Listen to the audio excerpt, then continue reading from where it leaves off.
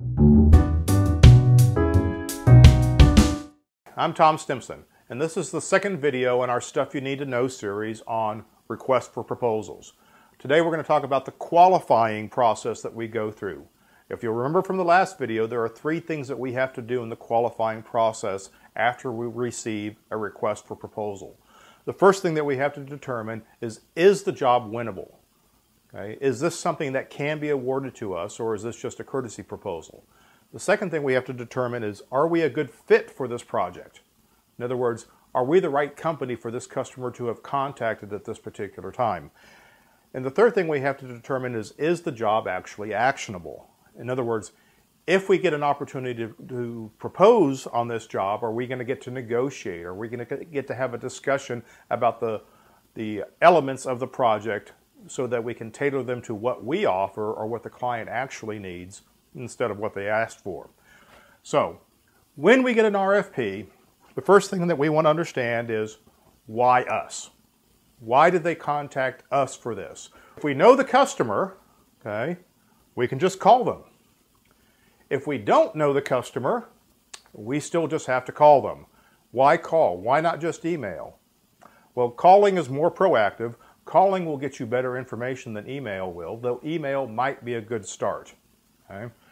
Once we talk to the prospect, then we can get down to the brass tacks of why we were asked. In other words, why is there an RFP at all?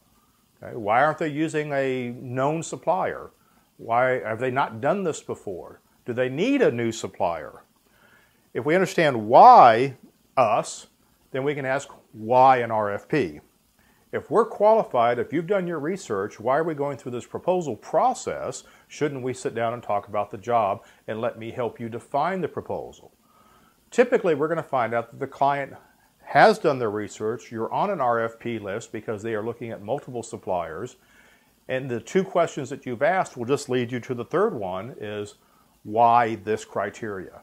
What's the criteria in this, and what's your criteria for choosing a supplier once you've evaluated the RFP? If I can get through this conversation, then the next conversation I need to have is, can I invite you to join us in a capabilities pitch of some sort?